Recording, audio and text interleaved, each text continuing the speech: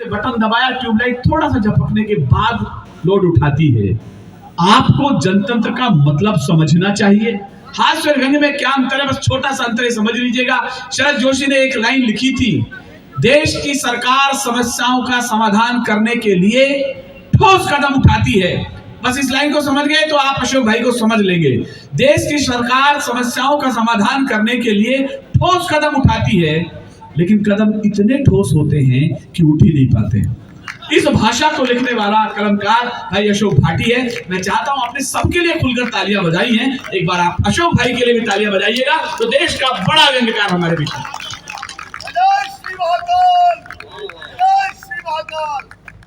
जय श्री महाकाल। बाबा महाकाल के शहर से आकर मैं बाबा भतरी के शहर के लोगों को प्रणाम करता हूं। वाह। और सबसे आखिरी में कविता पाठ कर रहा हूँ जी।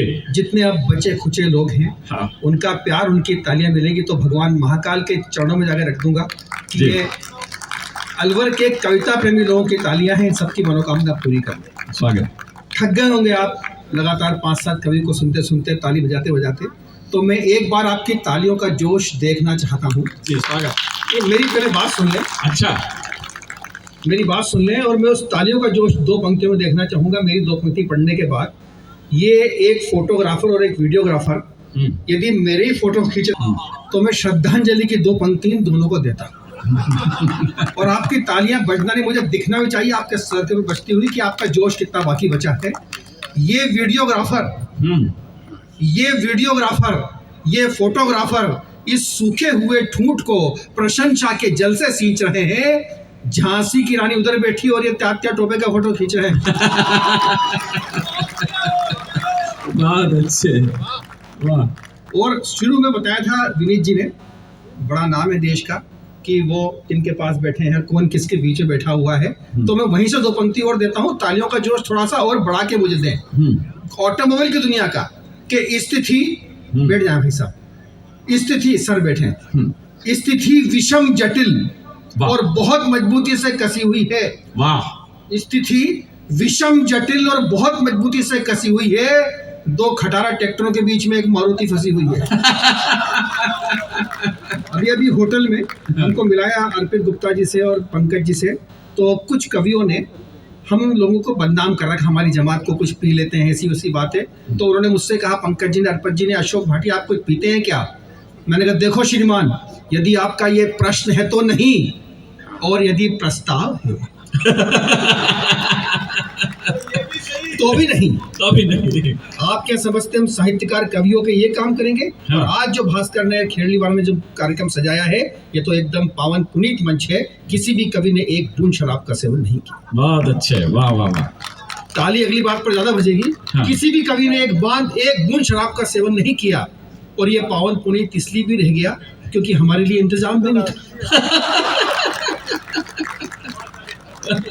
विनीत जी, इंतजाम भी होता तो ये पावन पुनीत ही रहता, क्योंकि मैं अच्छी तरह जानता हूँ मंच पर जितने कवि हैं आज, इनमें से किसी भी कवि ने पूरे जीवन काल में कभी एक बूंद शराब का सेवन नहीं किया। बहुत अच्छे। और अगली बात पर मैं वही तालियां महाकाल के चरणों में रखने वाली तालियां अगली बात पर जरूर चाहूंगा सबकी, एक एक व्यक्ति की। एक बूंद शराब का सेवन नहीं किया, और भगवान महाकाल मुझे इस बड़े झूठ के लिए माफ करे।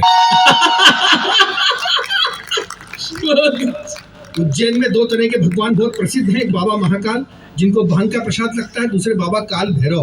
तो मैं दोनों तरह के श्रोताओं के लिए, दोनों तरह के भक्तों के लिए 2 पंक्ति समस्या की, 2 पंक्ति समाधान की पढ़ता हूँ कि पीते हैं तो तबीयत खराब होती है और नहीं पीते हैं तो नीयत खराब होती है। बहुत अच्छे। अब ये पंक्ति समस्या की थी, समाधान की पंक्ति आपकी तालियों का समाधान चाहती है। पीते हैं तो तबीयत खराब होती है, नहीं पीते हैं तो नीयत खराब होती है। इसलिए एक दिन पीते हैं, एक दिन नहीं पीते हैं, न तबीयत खराब होती है न नीयत खराब होती है। बहुत अच्छे। वो तालियों से पता पड़ रहा है कि कहाँ कहाँ प्रेमी फंसे हुए हैं, है ना। और अभी मेरे पहले वो पी के मस्ती जी ने जब आए थे तो वो डॉक्टर की बात बहुत बताई उन्होंने, डॉक्टर ऐसे, डॉक्टर वैसे। तो मैंने 2-3 डॉक्टरों से 4-5 प्रश्न किए। एक तो जो उनका प्लस का निशान है, मुझे उसका मतलब समझ में नहीं आया जी। तो मैंने 3-4 डॉक्टर से प्रश्न किए।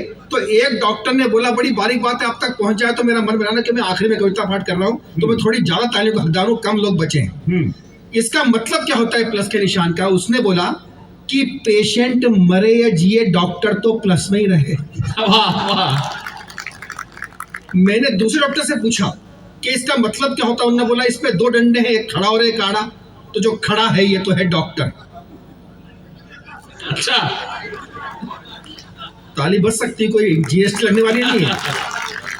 और जो पड़ा है वो है पेशेंट। हाँ मैंने फिर एक डॉक्टर से और पूछा विनीत जी हाँ। कि इन दोनों का मतलब क्या होता है, खड़ा